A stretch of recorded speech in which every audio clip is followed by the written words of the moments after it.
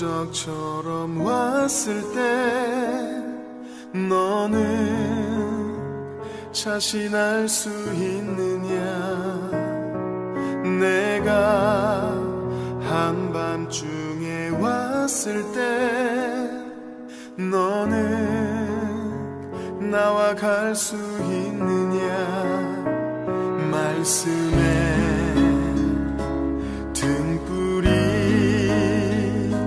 내 삶에 꺼져 있지 않느냐? 성령의 기름이 오래전 말라 있지는 않느냐? 너는 결단하라. 주저하거나 머뭇거릴 시간은 없다. 너는 그 자리에서 다시 거듭나야 한다. 너는 결단하라. 세상 소리를 닫고 말씀에 불을 켜야 한다. 불을 가진 자만이 그날에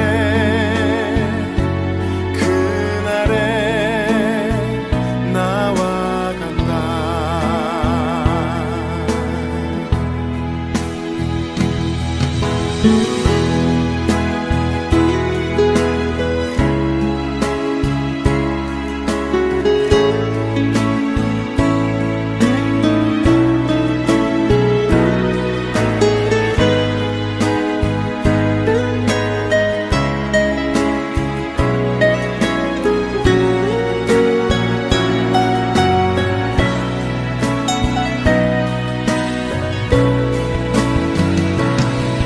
너는 결단하라. 주저하거나 머뭇거릴 시간은 없다. 너는 그 자리에서 다시 거듭나야 한다. 너는 결단하라. 세상 소리를 닫고 말씀에 불을 켜야 한다. 불을 가진 자만이 그날에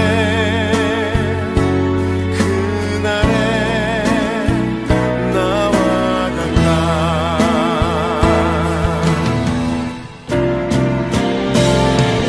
너는 결단하라. 주저하거나 머뭇거릴 시간은 없다. 너는 그 자리에서 다시 거듭나야 한다. 너는 결단하라.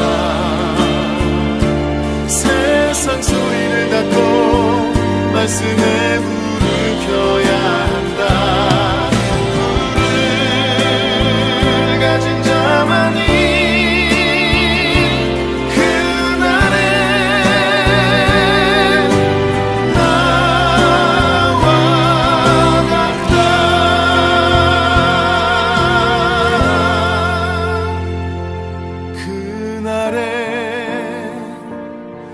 그날에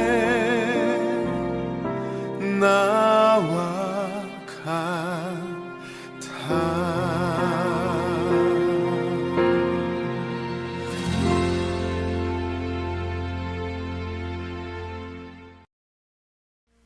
성경을 이렇게 좀 이렇게 가르치고 이러는 때 최대한 좀 쉽게 설명해 주려고 하는데 여러분이 생각할 때 이렇게 생각할지 몰라요. 성경을 이거 어렵다 이런 생각이 할 때가 있고, 어린 아이들은 그럴 수 있죠.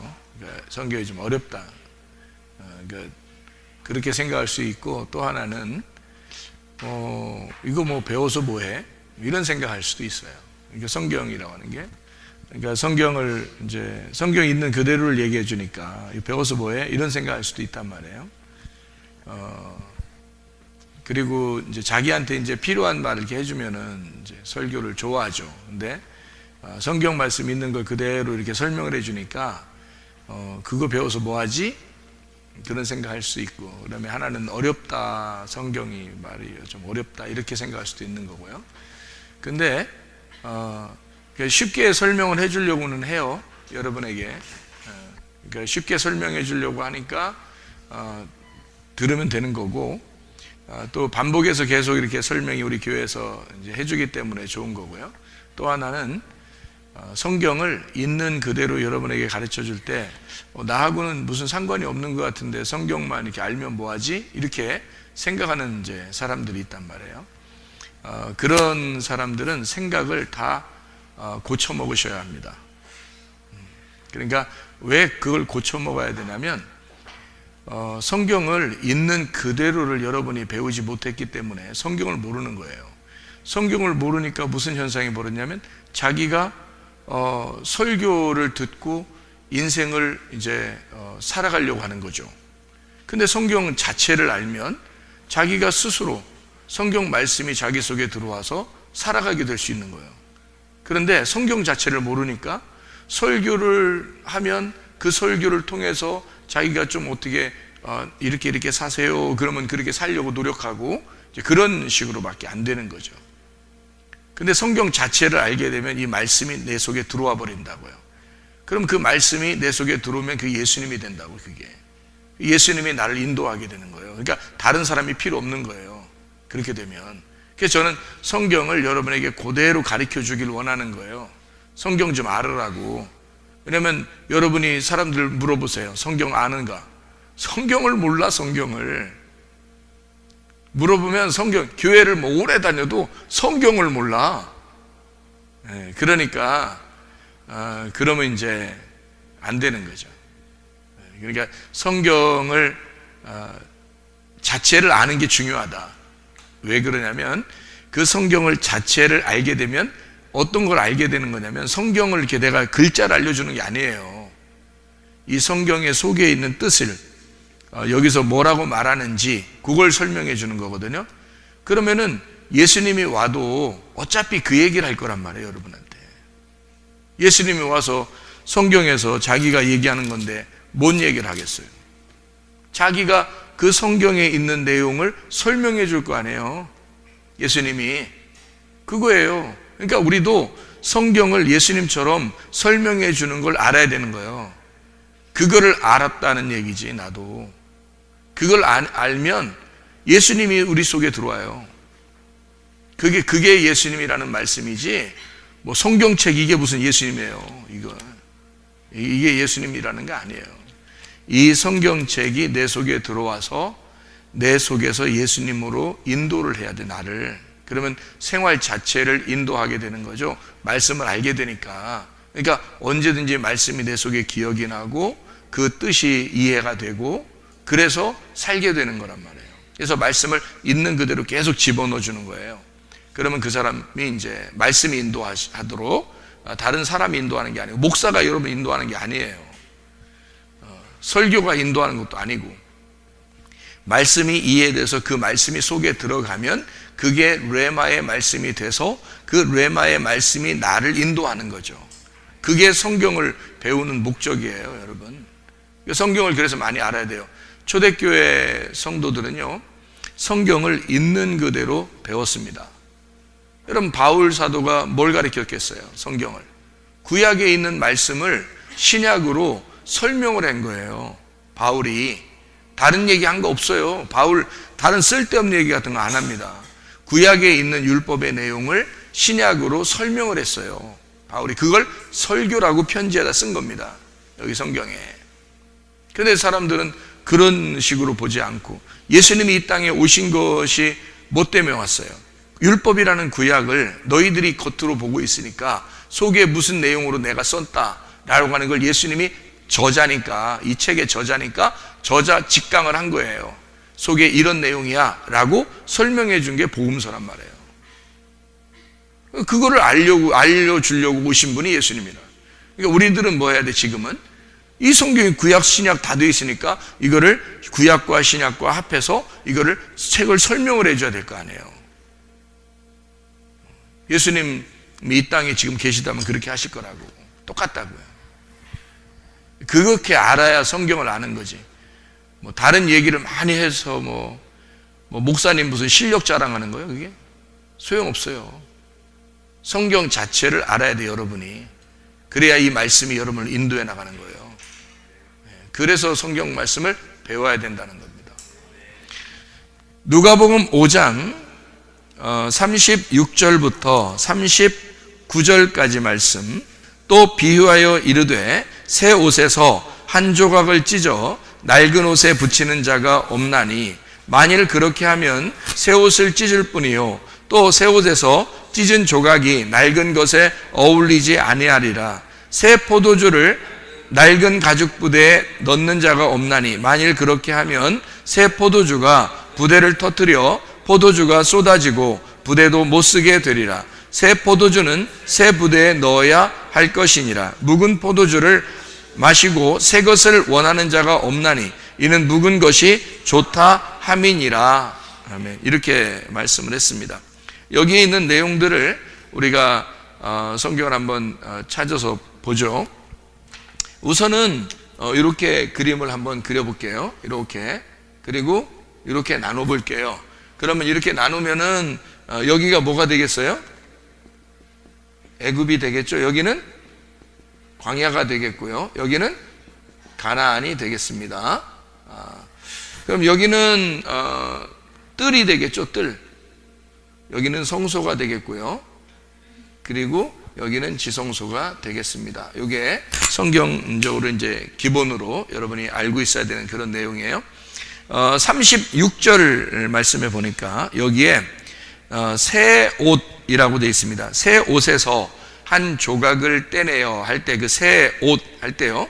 이게 카이노스라는 게 새라는 말이고요. 새로운 게 신선한, 새로운이라는 말이에요. 그리고 옷이라는 게 히마티온이라는 단어인데 히마티온은 겉옷, 이 혼인 예복할 때도 겉옷을 이렇게 입는 것을 겉으로 이렇게 덮어주는 거죠. 그리고 제사장 옷 할 때도 제사장 옷을 입잖아요. 그 옷을 입을 때도 히마티온이라고 그렇게 이야기를 해요. 그러니까 이거는 어떤 면에서 이 성막이라는 것이요, 제사를 드리는, 하나님 앞에 제사를 드리는 그런 그 성전이죠. 그러니까 이게 성전이면서 제사 지내는 곳이란 말이에요. 그러니까 이걸 뭐라 그러면 예배라고 이렇게 볼 수가 있죠. 그러니까 이 예배를 위한 이런 옷에 대한 이야기를 지금 시작했다, 이렇게 볼 수가 있는 거죠. 그죠? 그걸 이야기를 시작했다. 그게 한 조각이라고 하는 그 조각이라는 게 헝겊 조각 같은 거예요. 이런 헝겊 조각 같은 하나 이렇게 떨어져 나가는. 그러면 이거 보세요. 이렇게 나누어져 있지만 여기서 이제 이렇게 요 하나의 그 천이라고 이렇게 보세요. 이렇게 이게 성막은 천으로 돼 있잖아요. 그런데 이쪽 구덩이에서 이렇게 찢어내거나 또는 이쪽 구덩이에서 찢어내거나 그러면 이쪽 구덩이 찢으려면 이쪽이고 이쪽 구덩이 찢으려면 이쪽이잖아요. 그죠? 이쪽 구덩이에 찢어서 이쪽 구덩이에 찢어가지고 이쪽에다 붙여 놓을 수가 있다? 없다, 이 얘기예요. 제가 요거는 이제 설명을 해드릴게요. 간단하니까. 낡은 옷에 붙이는 자가 없다 그랬어요. 낡은 옷. 그럼 이게 지금 천으로 돼 있으니까 이 자체를 옷이라고 볼 수가 있죠. 천이니까 옷이라고 볼 수가 있단 말이에요.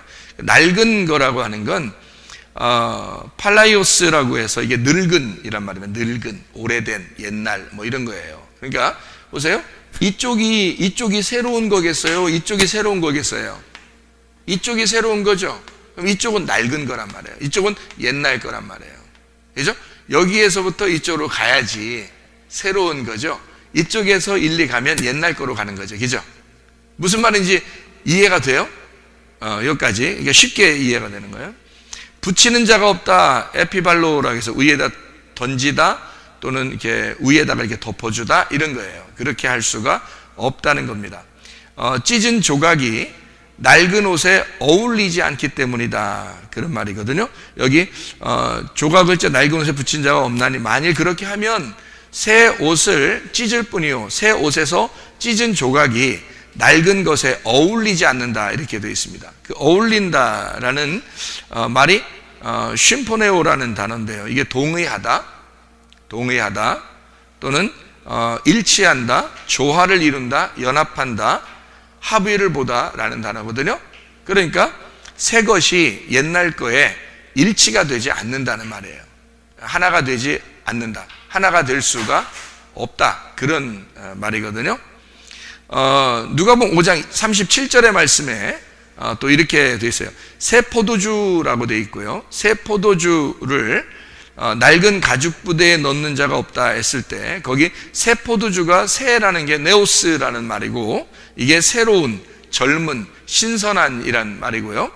포도주라는 말이 오이노스, 포도주를 이제 오이노스라고 보통 그렇게 얘기를 해요.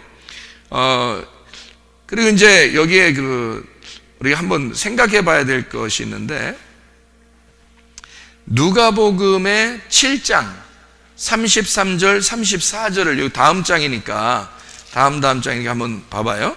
누가복음 7장 33절, 34절의 말씀을 한번 이렇게 보면 이런 얘기가 있죠. 침례 요한이 와서 떡도 먹지 아니하며 포도주도 마시지 아니하며 너희 말이 귀신이 들렸다. 그러니까 떡도 안 먹고 포도주도 안 마시니까 너희 말이 귀신이 들렸다 이렇게 이야기를 했는데 인자는 와서 먹고 마심에 너희 말이 보라 먹기를 탐하고 포도주를 즐기는 사람이요 세리와 죄인의 친구로다 하니 이런 말이거든요. 지혜는 자기의 모든 자녀로 인하여 옳다함을 얻느니라 이렇게 되어 있습니다.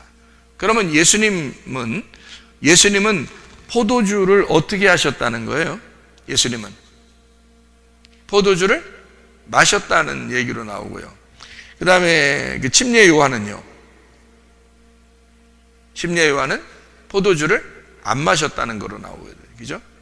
그러니까 포도주를 안 마신 사람을 사람들이 존경하겠어요? 포도주 마시며 돌아다니는 사람을 좋아하겠어요? 여러분 같으면 그 당시에 사는 사람들은요 예수님을 인간 취급 안 했습니다. 침례 요한이 있을 때는요. 침례 요한이 목 베어서 죽고 그 다음에 예수를 따라다니는 사람들이 많았거든요. 뭐 귀신을 쫓아내고 병도 고치고 하니까 그런 걸 때문에 쫓아다닌 거죠. 근데 침례 요한이 있을 때는 다 침례 요한 따라다녔습니다. 침례 요한이 있을 때는. 왜 그러냐면 그 사람은 거룩한 사람이에요. 깨끗한 사람이라고요. 흠이 없는 사람이에요. 죄가 없고. 그런 사람이니까 여러분 같아도 그 당시에 이스라엘에 살고 있다면 침례 요한을 따라가기가 쉽죠. 여러분. 그러니까 침례 요한이라는 사람은 어떤 그 식의 삶을 살았냐면 포도주도 마시지 않은 사람이에요. 이 사람은요. 메뚜기와 석청을 먹고 있는 사람이고요.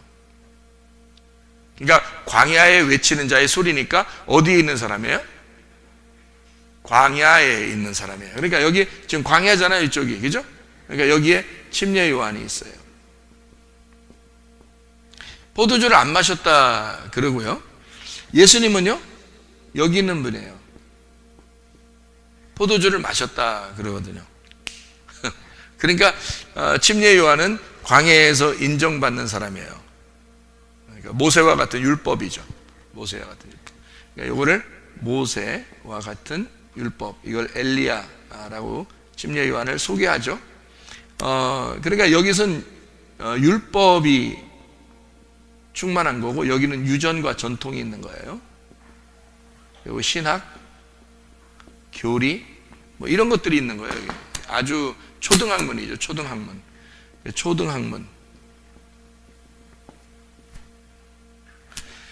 여기는 이제 고등학문이죠. 그래서 여기는 율법에서 이제 진리를 깨달아서 이게 벗겨져야지만 진리가 나오는 거고 복음입니다. 예수님 입장에. 그러니까 이걸 고등학문이라 그렇게 얘기해요. 자, 우리가 이제 이걸 보면 왜 침례 요한은 포도주를 마시지 않았는가? 여러분이 이 성경을 찾아보면 아는데 민수기 6장에 보면 나시린이라는 얘기가 나옵니다. 나시린은 포도주를 먹지 않게 돼 있어요. 그러면 나시린이라는 사람은 포도나무 근처도 가지 말아야 되고 포도나무의 열매를 먹지 말아야 되는 거예요. 나시린은. 그러니까 이게 이제 나시린이거든요. 나시린. 그러니까 선지자들이 다 이런 그 입장이었단 말이에요. 선지자가 나시린 입장이었다고. 그럼 이 나시린이라는 사람이 하나님의 그 소리로서, 선지자들이 하나님의 소리죠. 하나님의 소리로서 나시린이 이제 나와가지고 누구를 소개하는 거예요? 나시린이 나오면 천국을 소개합니다. 천국을 소개해요. 왜냐하면 회개하라고 하고 천국을 소개하는 거거든. 그럼 천국이 예수님이거든. 예수. 그러니까 이게 소리를 외치는 거예요. 나팔 소리죠, 나팔 소리. 성경의 나팔 소리가 그래서 나오는 거고요. 이 나시린은 포도 열매를 먹으면 안 돼요. 그러니까 포도주를 안 마시죠. 포도주 거부합니다. 이게 율법적이니까 그런 거고요. 예수님은 왜 포도주를 마시고 그러냐? 포도주를 마시냐? 성경에 포도나무, 포도주가 두 개의 의미를 가지고 있어요.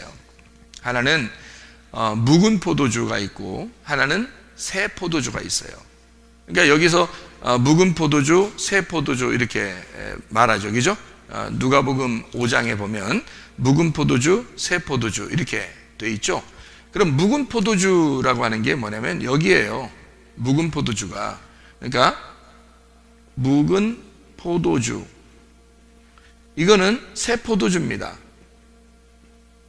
예수님이 포도주를 마셨다 이렇게 말하는 거는 왜 포도주를 일부러 마시느냐면 여기에는요 가나안이라는 지성소 이 천국을 설명하려고 하기 때문에 천국을 설명하는 기쁨이에요.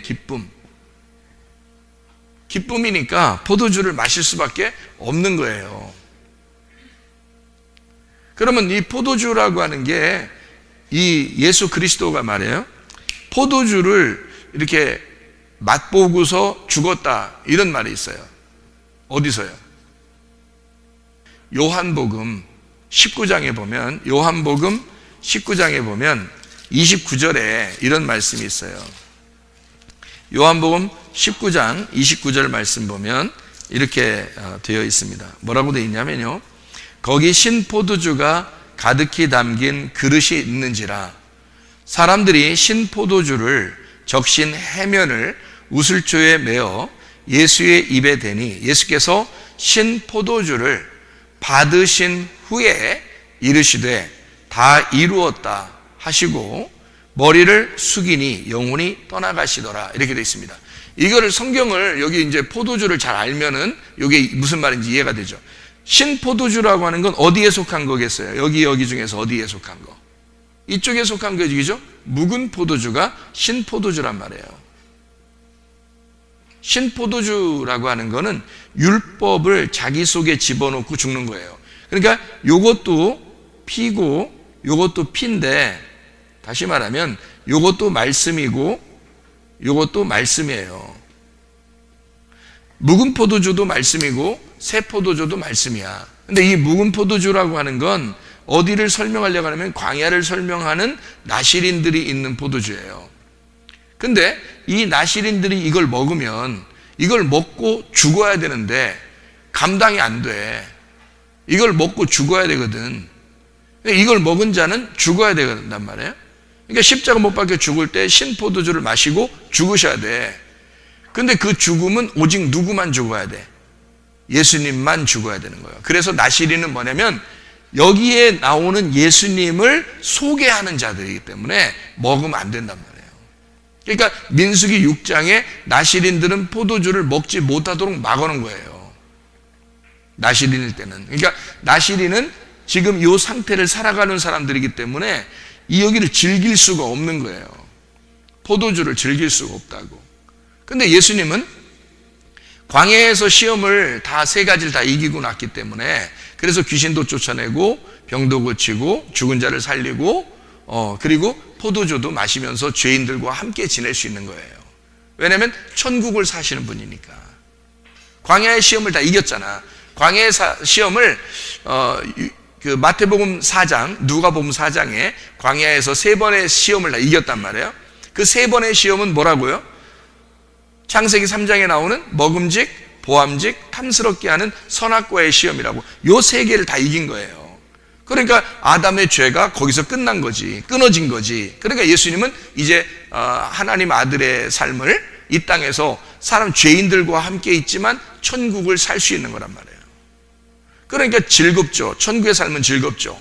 그래서 천국에 살면 어린 양의 혼인잔치와 같은 삶이기 때문에 혼인잔치, 결혼식 잔치에 포도주가 떨어지면 된다, 안 된다?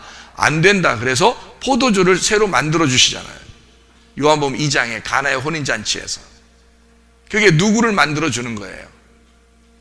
침례 요한으로부터 회개를 한 자들이 예수님을 만나서 새로운 포도주가 되는 걸 말하는 거란 말이에요. 그거를 먹도록, 가나의 혼인잔치에서 먹도록 만들어 주셨다, 그런 거죠. 그러니까 우리는 우리가 먹고 마셔서 우리가 죽을 수가 없어요. 누가 먹고 마시고 죽냐면 예수 그리스도가 먹고 마시고 죽는 거예요. 그가 죽으면 어떻게 돼? 다 이루어지는 거야. 뭐가 이루어져? 묵은 포도주, 신포도주가 없어지는 거야. 끝나는 거야. 그럼 우리에게는 뭐만 남아요? 요거 새 포도주만 남는 거죠. 새 포도주가 뭐냐면 예수님이란 말이에요. 이 예수님을 먹고 마실 수 있는 거야, 우리가. 그러니까 요 진리의 말씀이죠. 새 포도주니까 진리의 말씀이라 그러지. 진리의 말씀은 다 열어진 거니까 할례를 받은 껍질이 벗겨진 말씀이에요. 껍질이 벗겨진 말씀이니까 그걸 복음이라 그러는데 그 기쁜 소리란 말이에요. 기쁜 소식. 그래서 요거를 뭐라 하냐면 무교병이라고 그렇게 얘기할 수 있어요. 왜 무교병이라고 얘기할 수 있냐면 뭐가 섞이지 않았다 이거야. 깨끗하게 다 벗겨졌다 이거야. 그래서 무교병이라 이렇게 말하는 거죠. 무교병이니까 이 무교병을 뭐라 그러면 성령이라고 말하는 거예요. 왜? 성령은 거룩한 거죠. 깨끗한 거죠. 아무것도 섞이지 않았지. 그러니까 무교병으로 너희가 충만해야 된다. 에베소 5장 18절 말씀에 말해 술 취하지 말라. 이는 방탕한 것이니 성령의 충만을 받아라 그러죠. 그럼 술 취하는 것이 뭐가 있는 거예요? 술 취하는 것이 유교병이 있다는 얘기야. 그러니까 누룩이 섞여 있다는 얘기예요. 누룩이 섞여 있다. 근데 그 누룩이 섞여 있는 거를 끌어내서 갈라내는 그 작업이에요. 여기서 갈라내는 작업. 그러니까 술 취하지 말라. 이는 방탕한 거다. 그리고 너희는 성령의 충만을 받아라. 누룩이 섞이지 않은 것을 먹어라. 그래서 성령 충만 이렇게 얘기하는 거죠. 자, 우리 이제 여기에 있는 것이냐 여기에 있는 것이냐 이렇게 나누어서 이게 지금 신포도주, 이게 새 포도주, 여기는 묵은 포도주, 이거는 새로운 포도주다. 그러니까 서로 나시인이라는 침례 요한은 광야에 있는 사람이기 때문에 포도주를 마실 수가 없다 하는 얘기고요. 예수님은 가나안에 있는 분이기 때문에 포도주를 마실 수가 있었다는 얘기예요. 근데 이 사실을 모르면 사람들은 예수님을 바라보고서 뭐라고 했겠어요? 금방 뭐라 그래요? 예수님은 저 죄인들하고 함께 놀고 포도주 마신다 이렇게 해야 한단 말이죠. 이 내용을 모르니까 사람들은. 근데 이 내용을 아는 사람들은 예수님이 그렇게 하신 것을 볼 때 바로 우리와 함께 즐기시는, 그러니까 죄인들과 함께 즐겁게 지내시는 천국의 모양을 설명한다라고 우리가 볼 수 있겠죠.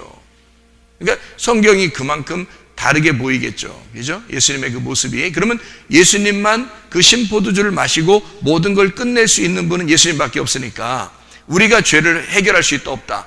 해결할 수가 없다. 예수님만 죄를 해결할 수가 있다. 그러니까 인간을 만드신 것도 예수님이고요. 인간이 죄를 지었을 때 그 죄를 해결하시는 분도 예수님이고요. 일방적으로 예수님이 다 해결하고 사랑할 수밖에 없는 분이라는 거죠. 우리는 그러니까 그거를 믿고 가라는 거야. 믿고 오라는 거지. 우리가 그걸 갖다 믿음을 거부했다. 그러면 네 책임이라는 거죠. 믿음을 거부하니까 우리 책임인 거지. 믿고 오라는 거예요. 그렇게. 그러면 그 믿고 간 사람이 막 방탕하게 살려고 하겠어요? 그러지 않죠. 믿고 가는 사람이니까 그 주님이 나를 위해서 죽으셨다는 그 애통함과 그 상한 마음과 그 고통과 괴로움이 있고 그걸 짊어지고 같이 가야 되죠. 그래서 자기 십자가를 지고 자기를 부인하면서 따라와라 라고 말씀하는 거예요. 방탕할 수 없습니다. 기독교인들은 근본적으로 방탕한 게 아니에요. 그게 기독교인이 아닙니다. 기독교인은 이 뒤로 물러가 침륜에 빠질 자가 아니란 말이에요. 앞으로 계속 전진해서 나아갈 자들이라고요. 그러니까 무슨 말인지 여기 아시겠죠? 자, 여기에 그러니까 새 포도주를 낡은 가죽 부대에 넣지 않는다. 이 낡은이란 말이 팔레이오스, 늙은, 오래된이라는 말이라겠고요. 가죽 부대, 아스코스라는 말입니다. 이 가죽 부대요. 이 가죽 부대를 만약에 그렇게 새 포도주를 낡은 가죽 부대에 넣으면 그러면 터져버린답니다. 레그누미라고 해서 이게 넘어뜨린다, 부수다, 파괴시킨다, 터지다 그런 말이에요. 그러니까 완전히 터져버린다는 거예요. 그럼 쏟아지겠죠. 담겨있지 않고 쏟아지겠죠. 그죠? 예, 그런 의미예요. 쏟아지고 에케오라는 단어고 이게 헛되다, 그리고 밑으로 따르다, 이렇게 쏟다, 이게 붓다, 이게 부어버리는, 이게 속에서 터져버리니까 이렇게 나와버리죠. 흘러나와버리죠. 그러니까 못 쓰게 된다는 말이에요. 어떻게 쓴다, 못 쓴다, 이게 어떻게 못 쓰게 된다. 이게 아폴림이라는 단어입니다. 아폴림이라는 단어는 여러분이 잘 알듯이 멸망시키다는 단어고요. 그리고 파괴된다는 단어고 잃어버린다, 그런 이야기입니다. 여기에 누가복음 5장 39절 말씀 보니까 묵은 포도주를 마시고 새 것을 원하는 자가 없나니 이는 묵은 것이 좋다 함이라, 이런 말이 있어요. 그러면 여러분이 생각할 때 묵은 포도주가 좋다는 얘기인가? 그렇죠. 여러분, 포도주가 오래될수록 비싸고 더 맛있다고 사람들이 얘기하죠. 우리는 이제 안 먹어봤으니까 모르겠지만은 진짜로는 오래된 거일수록 더 맛있다고 하는, 그리고 더 비싸다고 그러죠. 묵은 포도주가. 그러니까 묵은 포도주가 맛있다는 거예요. 그러니까 묵은 포도주를 마시고 새 것을 원하는 자가 없다. 왜? 묵은 것이 좋다. 자기들한테는 묵은 것이 선하고 좋은 것이다. 좋다. 크레스토스, 선한, 온화한, 유쾌한, 알맞다. 자기들한테 알맞다라는 겁니다. 자, 보세요. 묵은 포도주가 어디에 있다고요? 여기에 있다고. 여기에 있는데 요거 먹고 이쪽을 좋아할 리가 없다는 겁니다. 묵은 포도주를 먹고 이걸 좋아할 리가 없다. 바리새인들이 예수님 왔을 때 바리새인들은 어디에 속해 있어요? 여기에 속해 있어요? 여기에 속해 있어요? 여기에 속해 있겠죠. 그럼 바리새인들이 여기에 속해 있으니까 예수님은 여기하고 지금 부딪히는 거 아닙니까? 그죠? 그러니까 침례 요한이나 이런 사람들도, 나시린들도 다 이스라엘 백성들을 책망하고 그러죠. 왜냐면 너희들은 이스라엘 백성 하나님을 믿는다고 하면서 왜 여기에 매여 있느냐, 이렇게 얘기하는 거잖아요. 이걸 먹고서 이걸 좋다고 하는 사람이 없다는 거예요. 왜냐면 이게 좋다는 거예요. 그래서 예수님 왔을 때도 바리새인들은 예수님을 따르고 싶은 생각이 없는 거예요. 왜냐면 자기들이 하고 있는 게 훨씬 더 옳다고 생각하기 때문에 그렇습니다. 율법적으로 사는 게 더 옳다고 생각하기 때문에 그래요. 그게 더 좋다. 이렇게 살아야지, 인간은 이렇게 살아야지 라고 율법적으로 자기를 자꾸 잣대를 재니까 자기는 옳다고 생각되는 거예요. 그런데 예수님이 볼 때는, 이쪽에서 볼 때는 이게 영 아닌 거예요. 근데 이 사람들이 볼 때는 이걸 자꾸 먹었기 때문에, 이 묵은 포도주를 먹었기 때문에 그게 맛있다는 거예요. 오래된 거, 전통과 유전이 있죠. 그리고 교리가 있죠. 신학이 있죠. 이런 안에서 먹은 율법이 얼마나 맛있겠냐고요. 그러니까 그거를 지키면 또 이제 거기서 벗어나질 못하죠. 왜냐하면 자기들은 그는 율법적인 사람이니까. 그래서 벗어나지 않으려고 한단 말이죠. 그게 재밌는 거지. 그게 오히려 옳은 것 같고. 그죠? 자기를 더 나타낼 수 있는 거잖아요.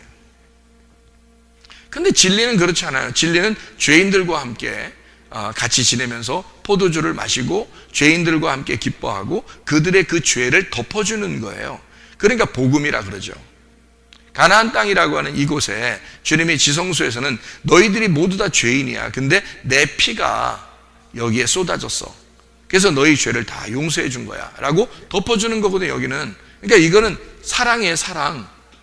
사랑이고 용서고 덮어줌입니다. 그러니까 모든 걸 덮어줄 수 있는 거거든요. 이게 근데 이쪽은 아니에요. 율법적인 것은 선악을 딱 갈라버리죠. 그래서 덮어주는 게 없어요. 누가 딱 죄가 걸리면 돌 들어서 그냥 던져서 죽여야 되는 거예요. 그게 이쪽에 있는 삶이라고요. 그러니까 철저하게 율법적인 거죠. 그러니까 이런 사람들은 이런 걸 볼 때 좀 이상하게 보이는 거예요.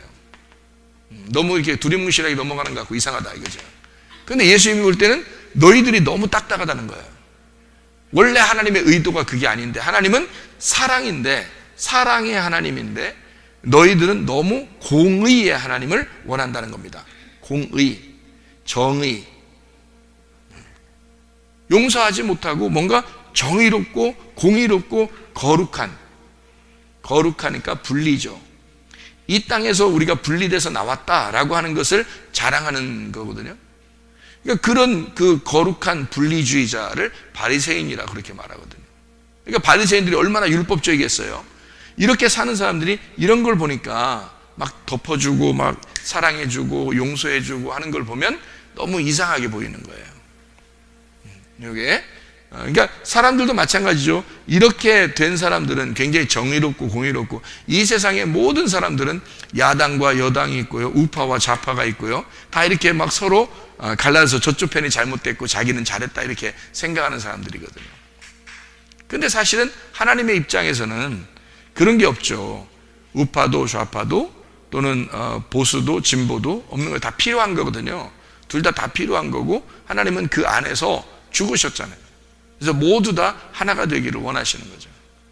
그런데 사람들은 그런 것으로 다른 사람을 해를 끼치면서 자꾸 나누어 버리는, 자기들이 거룩하다, 자기들이 공의롭다, 자기들은 의롭다, 이렇게 이야기하는 거죠. 그러면서 심판을 합니다. 심판을 하니까 이 가운데서 심판을 하기 때문에 불뱀 노뱀이 있는 거예요.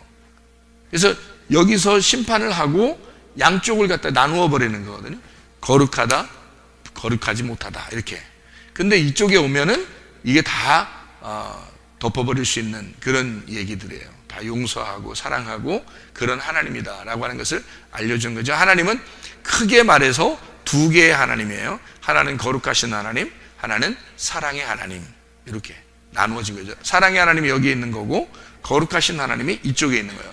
거룩하신 하나님 여러분 만나면 무조건 심판받습니다. 그리고 사랑의 하나님 만나면 무조건 용서를 받는 거예요. 그러니까 우리가 어떤 하나님을 만나느냐 이렇게 볼 수 있는 거죠. 그죠?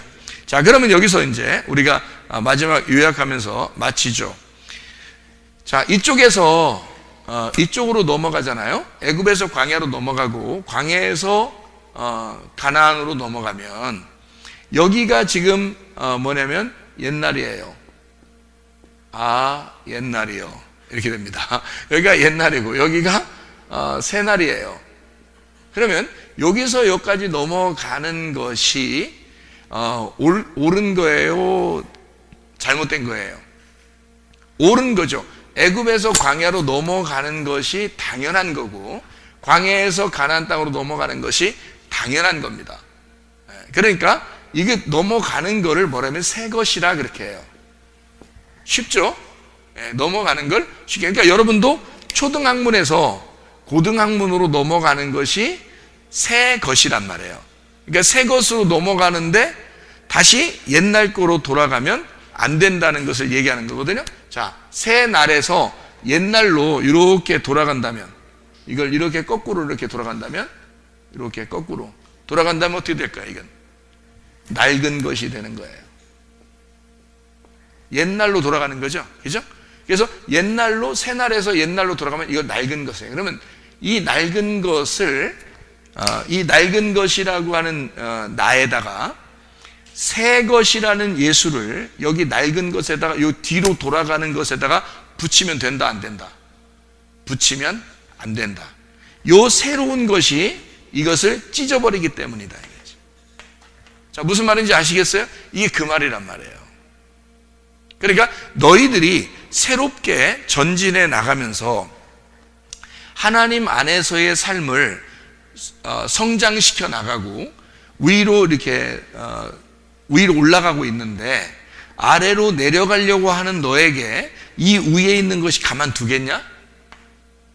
가만 안 둔다. 이 낡아지려고 하는 거하고 이 새로운 말씀하고 합해지면 그 새로운 말씀이 이 낡은 너를 찢어버리는 거죠. 그래서 다 쏟아져 버린다. 그러니까 속에 복음이 안 남는 거예요.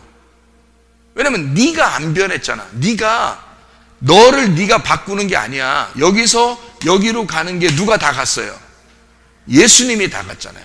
예수님이 신포도주를 마시고 죽으셨잖아. 그래서 여기로 갔는데 네가 옛날이요 그러면서 옛날로 돌아가려고 한다고.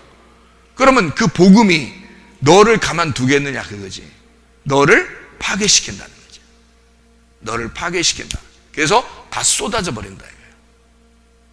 그러니까 너가 새롭게 여기에서 다시 새 날로 올라오게 되면 새로운 포도주가 담기게 되겠죠. 그래, 그런 말이에요. 그러니까 새로운 네가 부대가 되면, 새로운 자루가 되면요. 그러면 그 새로운 자루에다가, 새로운 그릇에다가 새로운 복음을 담아놔야지. 옛날 그릇으로 가면, 옛날 자루, 옛날 부대로 가면, 이게 새로운 이 복음이 여기 안에 담겨서 이렇게 가게 되면 이게 터져버린다 이거지. 이쪽이 터져버린다. 그래서 하나가 될 수 없어요, 둘이. 옛날 거와 새로운 복음이니까, 새 포도주니까 안 맞는다고요. 터져버려. 근데 이 자루가 완전 새롭게 됐어. 새롭게 되면 그 안에 담겨 있는 게 안 터지죠. 예, 그래서 새롭게 올라가는 거죠, 이렇게. 그래서 새로운 포도주와 새로운 자루가 돼서 이렇게 담겨 있는 거예요. 그러니까 한마디로 말하면 내가 죽고 예수 그리스도로 사는 것을 말하는 거죠. 그러니까 내가 죽는다는 말은 여기를 그래서 뭐라고 그러냐면 육체라 그러는 거예요. 육체. 여기를 뭐라 그러냐면 영이라 그러는 거예요. 영이라 그러는 거예요. 그러면 육체는 파괴가 돼야 되겠죠. 이쪽으로 올수록 파괴가 되는 거예요. 그죠? 낡은 것에 붙이면 파괴돼야지 정상이죠. 그래야 당연한 거란 말이야. 그러면 새로운 복음은 새로운 영에게, 새 영에게 새 마음을 주고 하나님의 영이라는 이 새 포도주라는 복음을 이 안에다가 담는다는 거지요. 자, 무슨 말인지 아시겠죠? 그러니까 이렇게 담으면 괜찮은 거예요. 내가 새로워졌잖아. 그러니까 이 새로워진 거를 뭐라고 그러냐면 새 영, 새 마음은 예수가 부활할 때 가능한 거예요. 부활의 영이 되는 거예요. 그러면 이쪽은 무슨 영이에요? 파괴가 된다 그러니까 더러운 영이에요. 이건 죽음의 영이라고. 그러니까 육체라고 하는 것도 영이거든요. 영, 이것도 영인데 죽음의 영이에요. 죽음의 영. 이건 부활의 영이 아니고 사망의 영이라고요. 이게 더러운 영이라고. 더러운 영. 이거 귀신이라고 그런다고. 그러니까 이쪽에 오면 이걸 성령이라고 그러고요. 자, 무슨 말인지 알겠죠? 그래서 이쪽으로 낡은 것에 붙으면 다 찢어버려 너를. 이쪽으로 새로운 것에 오면 여기에다가 복음을 담는 거. 너의 그릇이라고 하는 새로운 부활의 영에 하나님의 복음이 담긴다. 그러면 찢어지지 않는다는 겁니다. 그러니까 그 사람은 항상 어떻게 해요? 새 포도주가 넘쳐나니까 새 포도주 안에서 늘 충만한 거죠. 그렇죠? 그래서 성령 충만이라 그러는 거예요. 성령 충만. 그러니까 우리가 성령을 받으면 성령 충만해지셔야 됩니다. 왜냐하면 성령 충만이라는 것은 속에서 일어나는 게 아니라 이 겉에서 이게 덮이는 거예요. 옷처럼 덮이는 거예요. 흰 세마포처럼 덮여지는 거거든요. 그러니까 이게 전체가 어떻게 되냐면 이게 히마티온이라고 그랬죠.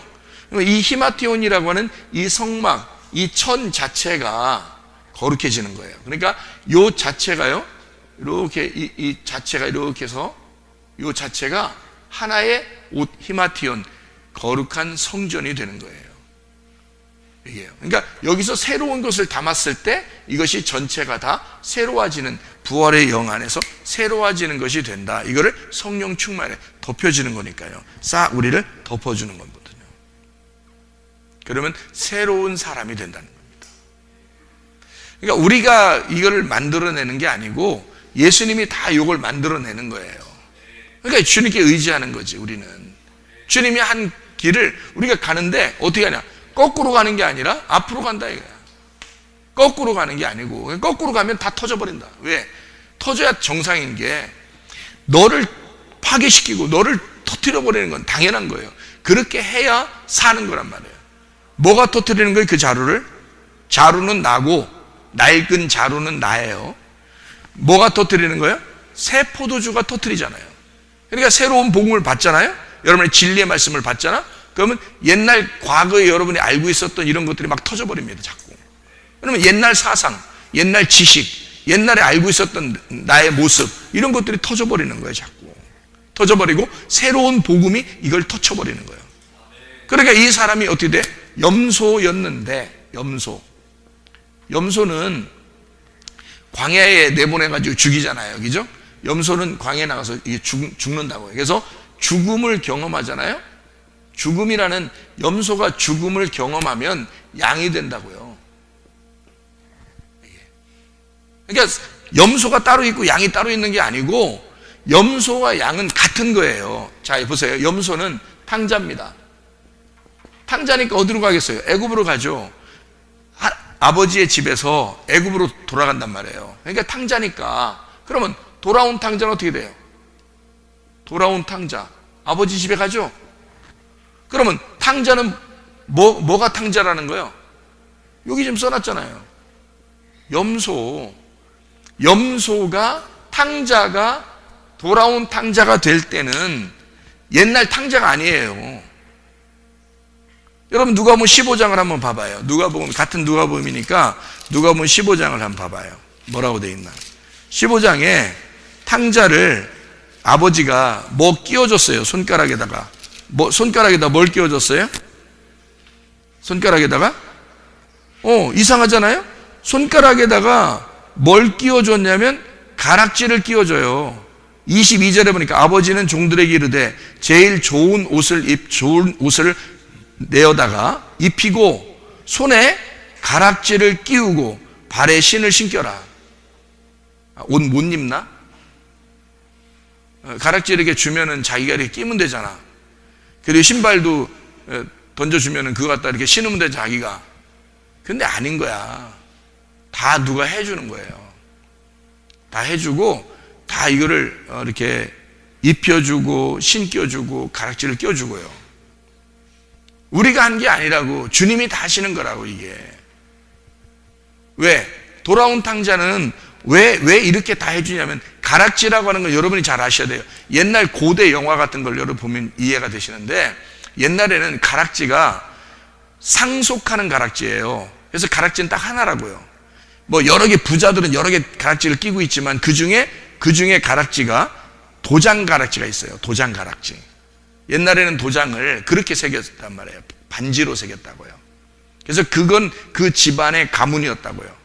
옛날 영화 같은데, 고대 영화 같은데 보면 나와요. 그래서 이 글씨도 종이나 이런 데 많이 하고 나무 판자에다 이렇게 쓰고 그러거든요. 그래서 이 가락지를 갖다가 그 나무 판자 글씨도 이렇게 쓴 거 있잖아요. 파고 막 이런 데 있잖아요.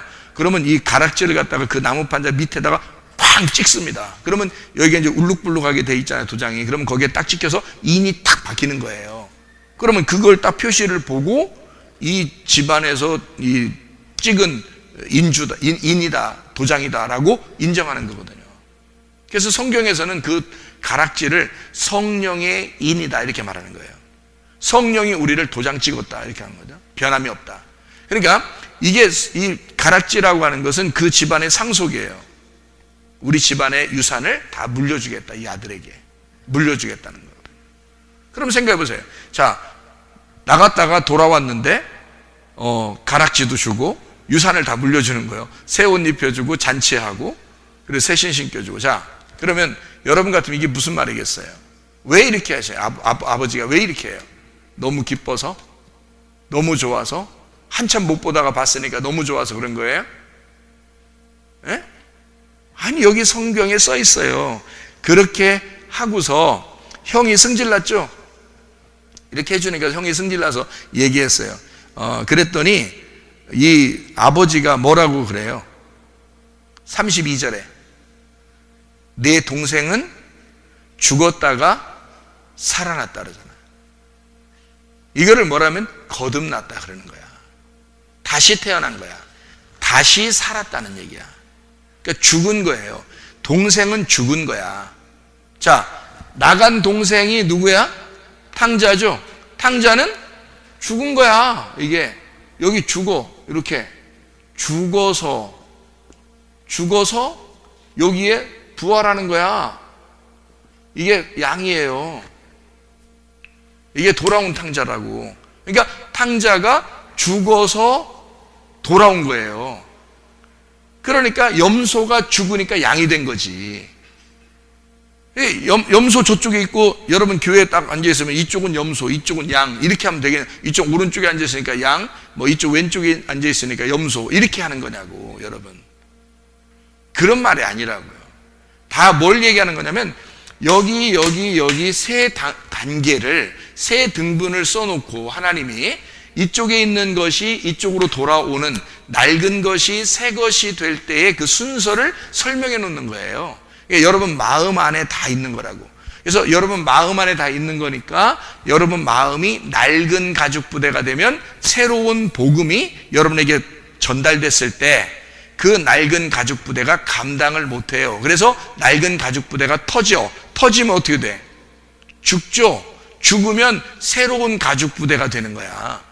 그래서 새로운 복음을 담는 거예요, 거기다가.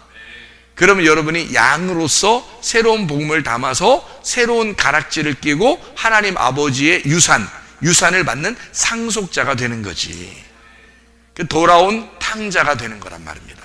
이게 성경의 말씀이에요. 여러분 하나님은 여러분을 포기하지 않으십니다. 하나님은 늘 여러분을 사랑하십니다. 여러분이 어쨌든 여러분의 낡은 가죽 부대가 터져도 하나님 여러분을 미워해서 그러는 것이 아닙니다. 결국 여러분을 그렇게 되어야 새로운 가죽 부대에 여러분을 집어넣어서 하나님의 복음을 당신 속에 집어넣고 그리고 당신을 새로운 부활의 영으로 살게 하려고 하는 것이란 말이죠. 결국 하나님의 사랑이 그 속에서 담겨 있는 거예요. 하나님은 이렇게 우리에게 전달하신다고, 자기 마음을. 그러니까 여러분 포기하지 않는 그 하나님께 모든 것 맡기고 승리하는 삶을 사시기를 바랍니다. 한 목소리로 기도하겠습니다. 우리 하나님 앞에, 하나님 정말 감사합니다. 주님 우리를 임마누엘 하시고 늘 우리와 동행하셔서 하나님의 귀한 사랑으로 살다가 주님 만나기를 기도합니다. 우리 하나님 아버지의 사랑과 은혜를 감사합니다. 아버지 하나님 도와주시옵소서. 하나님 아버지여 인도해 주옵소서. 염소 같은 내가 죽고 양으로 새로 태어나 하나님 진리의 복음으로 살게 도와 주옵소서. 우리 하나님 아버지 낡은 가죽 부대가 터져나가고 새로운 가죽 부대가 되어 하나님 그리스도 예수 안에서 부활의 영으로 살다 주님 만나게 하옵소서. 우리 하나님 주님과 동행하게 도와 주옵소서. 우리 아버지 주의 진리의 말씀으로, 주의 복음의 말씀으로 살게 도와 주옵소서. 끊임없이 우리를 사랑하시며 끊임없이 우리를 지켜보시며 끊임없이 우리를 보호하시고 인도하시는 주님께 모든 것을 맡기며 예수 그리스도 존귀하시는 받들어 기도 올리옵나이다. 아멘.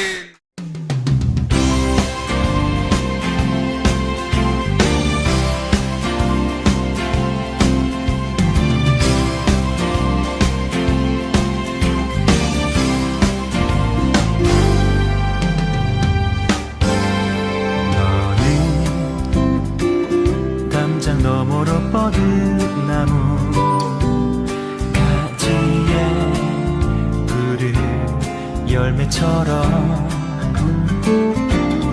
하나님의 귀한 축복이 삶에 가득히 넘쳐날 거야.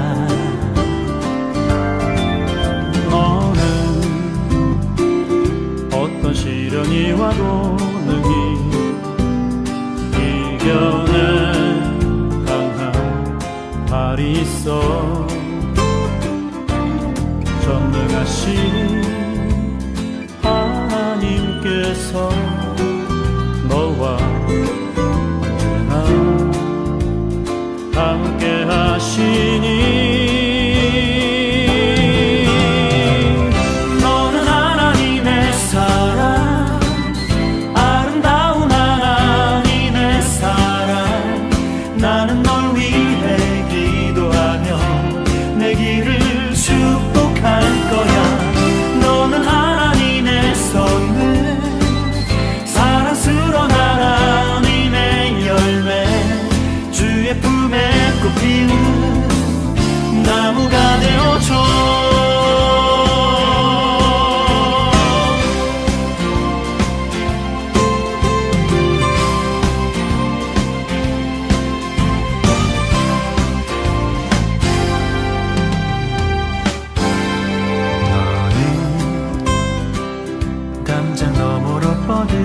나무 가지에 푸른 열매처럼